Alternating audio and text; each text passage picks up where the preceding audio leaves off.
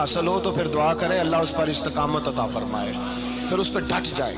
نبی پاک صلی اللہ علیہ وسلم نے فرمایا میں اس بات کا خوف نہیں کرتا کہ میری امت کمزور ہو جائے گی، اس بات کا ڈر نہیں کہ پیسے ختم ہو جائیں گے، نہ یہ خوف ہے کہ بھوکی مرے گی۔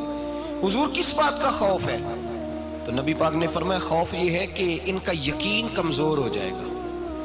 یاد رکھیں اگر اعتبار نہ ہو تو گھر نہیں چلتا، تو اگر اللہ رسول پر یقین کامل نہ ہو تو پھر بندہ مسجد نہیں آ سکتا، پھر اس کا دین نہیں چلتا، پھر اس کے لیے مشکل ہے نماز، پھر اس کے لیے مشکل ہے راہ خدا میں خرچ کرنا۔ میرے نبی پاک نے فرمایا یوں نہ کہا کر کہ یا اللہ چاہے تو دے چاہے تو نہ دے، جب مالک سے مانگ تو کہا کر یا اللہ تجھی سے مانگنا ہے، میں لے کے اٹھوں گا، تو مجھے دے گا۔ فرمایا جتنا تیرا یقین کامل ہوگا اتنا ہی اللہ تجھے جھولی بھر کے عطا فرمائے گا۔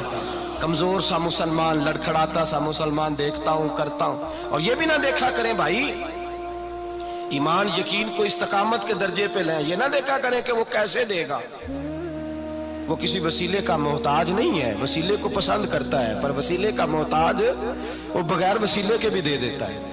ہر آدمی ماں باپ کے ذریعے پیدا ہوتا ہے، اگر پیدا کرنا چاہے تو جناب عیسیٰ کو بغیر باپ کے پیدا کر دیتا ہے، اگر پیدا کرنا چاہے تو حضرت آدم کو بغیر ماں اور باپ کے پیدا کر دیتا ہے۔ جب یقین رکھیں، یقین قرآن مجید پڑھیے،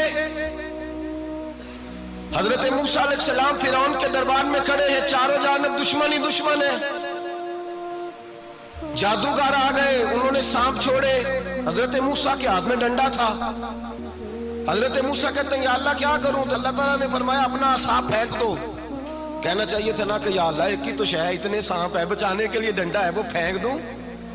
ڈنڈا پھینکا جاتا ہے، سانپ کو دیکھ کر کے قابو کیا جاتا ہے۔ یہ میرا اور آپ کا ذوق ہے نا، لیکن انبیاء کرام کا انداز ملاحظہ کیجئے میرے عزیزو۔ اللہ فرماتے ہیں ڈنڈا، اے موسیٰ ڈال دے اپنا عصا، پہلے نہیں فرمایا کہ سانپ بن جائے گا، فرمایا بس تو ڈال دے۔ میں اور آپ ہوتے ہیں تو سانپ سامنے ہے، ڈنڈا ہاتھ میں ہے، ہم کہیں گے عجیب بات ہے، یہی تو دفاع کی چیز ہے، اسی کو ڈال دوں تو بچوں گا کیسے؟ کہا ڈال دو، تو حضرت موسیٰ نے ڈال دیا، کہا میرے رب کا حکم ہے تو میرے لیے بہتر ہی ہوگا۔ اللہ فرماتے ہیں جب موسیٰ نے ڈالا تو میں نے اس ڈنڈے کو، اس عصا کو اژدہا بنا دیا۔ اب کبھی عصا بھی اژدہا بنے، کبھی چھڑی بھی بہت بڑا اژدہا بنی ہے، لیکن قرآن کہتا ہے جناب موسیٰ نے ڈالا تو اللہ نے اژدہا، بلکہ اس سے پیچھے چلیے، عورتیں کمزور یقین کی ہوتی ہیں نا، جناب موسیٰ پیدا ہوئے تو اللہ فرماتے ہیں میں نے موسیٰ کی ماں کے دل میں بات ڈالی، ماں کے دل میں صندوق میں ڈال کے تو اس کو دریا میں بہا دے۔ اور بھائی صندوق میں کہہ سکتے ہیں نا آکسیجن کیسے جائے گی، اور دریا میں بچے بچنے کے لیے ڈالے جاتے ہیں کہ ڈوبنے کے لیے ڈالے جاتے ہیں؟ ماں کے دل میں یقین کمزور نہیں تھا ماں کا۔ انبیاء کے ماں باپ موحد ہوتے ہیں، دین کو ماننے والے، ماں کے دل میں اللہ نے بات، اللہ قرآن میں کہتے میں نے وحی کی، میں نے القاء کیا، میں نے بات ڈالی۔ حضرت موسیٰ کی ماں کہتی ہے میں نے ڈال کے نا سمندر میں بیٹا، میں نے سمندر میں بیٹا ڈال کے صندوق میں بند کر کے رب کے حوالے کیا۔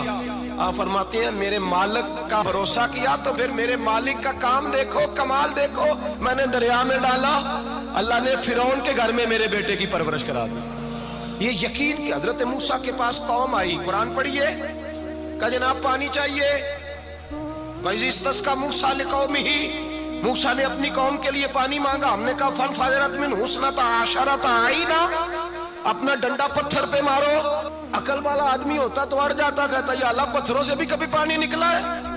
اضرب بعصاک الحجر، مارو پتھر پہ ڈنڈا۔ اللہ کے نبی نے منٹ نہیں لگایا، ٹھا کر کے ڈنڈا لگایا، فَانْفَجَرَتْ مِنْهُ اثْنَتَا عَشَرَةَ عَيْنًا۔ اللہ فرماتے ہیں جناب موسیٰ نے ایک عصا مارا، میں نے 12 چشمے جاری کر دیے۔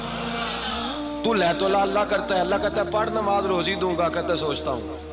اللہ فرماتا ہے آجا مسجد میں تیرا ہو جاؤں گا، کہتا ہے دیکھتا ہوں۔ رب فرماتا ہے تو میرے محبوب کی غلامی کر، میں تجھے محبوب بنا لوں گا۔ تو کہتا ہے تھوڑا بڑا ہو کے داڑھی رکھنی ہے، ابھی سیانا ہو کے میں ذرا سرٹیفکیٹ لے لوں اسرائیل سے کہ کتنے سالوں کے بعد آئیں گے، پھر شروع کروں گا۔ پروگرام بنا رہا ہے، ابھی تو ارادے میں ہے۔ اللہ کے پیغمبر کا ڈنڈا، اور اس سے زیادہ آگے بات ہو گئی، پیچھے فوج لگی ہوئی ہے فرعون کی، مجمع ہے، ہزاروں لاکھوں کا لشکر لے کے، تلواریں نیزے، فرعون پیچھے، آگے دریا آ گیا۔ حضرت موسیٰ علیہ السلام کھڑے ہیں، اب کدھر جائیں؟ اللہ پاک نے فرمایا مارو ڈنڈا۔ کہاں؟ پانی پہ ڈنڈا مارو۔ اب حضرت موسیٰ علیہ السلام پانی پہ ڈنڈا مارے تو پانی ابھرے گا، اس سے زیادہ کیا ہوگا؟ پہلے پتھر پہ ڈنڈا مروایا تو پانی نکلا، اب پانی پہ ڈنڈا مروایا فَإِذْ فَرَقْنَا بِكُمُ الْبَحْرَ فَأَنْجَيْنَاكُمْ وَأَغْرَقْنَا آلَ فِرْعَوْنَ۔ اللہ فرماتے ہیں موسیٰ نے پانی پہ ڈنڈا مارا تو میں نے پانی میں رستے بنا دیے۔ ایک جگہ ڈنڈا مارا تو پانی نکل آیا، دوسری جگہ عصا مارا تو پانی خشک ہو گیا، 12 چشمے بن گئے، 12 رستے بن گئے دریا میں سے۔ حضرت موسیٰ علیہ السلام گزر گئے اور اللہ فرماتے ہیں فرعون بھی آیا تو اسے میں نے غرق کر دیا، اور وہ کھڑا دیکھتا ہی رہ گیا کہ بنا کیا ہے۔ جب یقین کامل نصیب ہوتا ہے، اعتماد کی دولت اللہ دیتا ہے، جب انسان کو یہ انشراح صدر ہو جاتا ہے کہ میری نجات خدا کے حکم میں ہے اور رسول اللہ کے قدموں میں ہے، جب اسے یہ انشراح حاصل ہوتا ہے تو پھر نماز کا لطف آتا ہے۔ غور کیجئے کیا جملہ کہہ دیا میں نے، پھر اسے نماز کا پھر اسے نماز بوجھ نہیں بلکہ نماز نہ پڑھے تو اس پر بوجھ ہوتا ہے، پھر قرآن مجید اس کی روح کا ساتھی ہو جاتا ہے، پھر عبادات، تقوی، پرہیزگاری، پھر وہ ایک سنت کے چھوٹنے پر پریشان رہتا ہے جب یقین کی دولت نصیب ہوتی ہے۔ قرآن مجید فرقان حمید نے کہا ایمان لاؤ تو پھر ایمان پہ ڈٹ جاؤ، مسلمان بنو تو پھر اسلام پر۔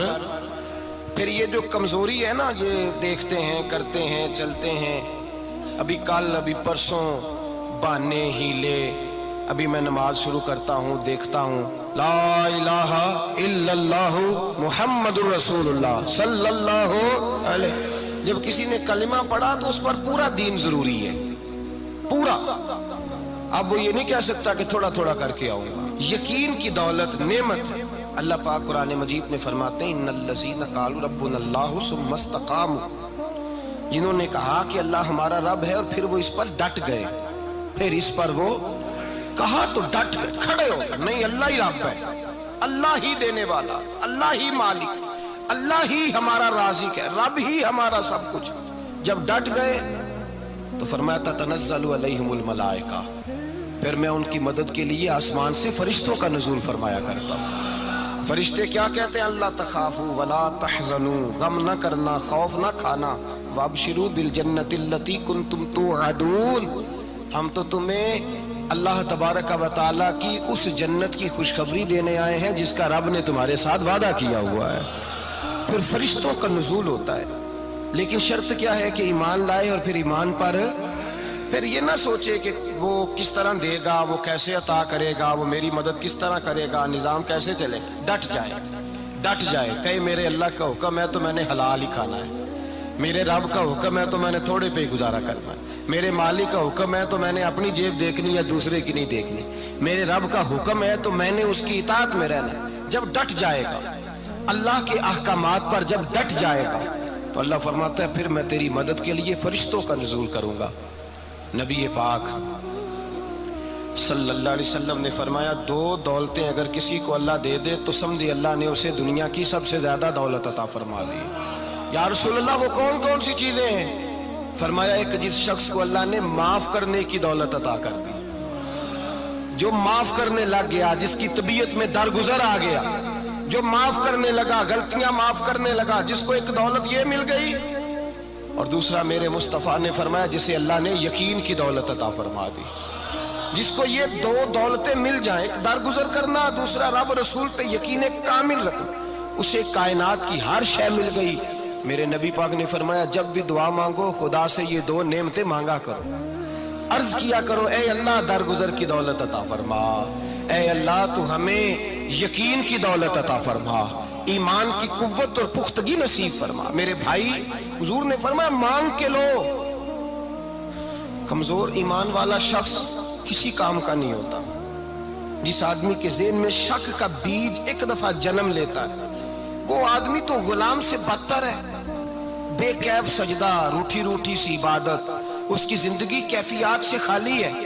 جس شخص کو پتہ چل جائے نا لوگ میرے مخالف ہیں، اس کا تو سجن رہتا ہی کوئی نہیں۔ اصل بات یہ ہوتی ہے کہ یہاں سوچ بیٹھا ہے کہ دنیا میرے خلاف ہے، یہاں مخالفت یہاں بیٹھ گئی ہے، دو بندے باتیں کر رہے ہیں تو پریشان ہے، میرے خلاف ہی لگے ہوئے ہیں، میری ہی بات ہو رہی ہے، کیونکہ اصل تکلیف کہاں ہے؟ اور اگر یہاں یقین کامل ہو گیا نا کہ سارے مجھ سے پیار ہی کرتے ہیں، تو پھر دو بندوں کو بات کرتا دیکھیں گے تو یہی سوچ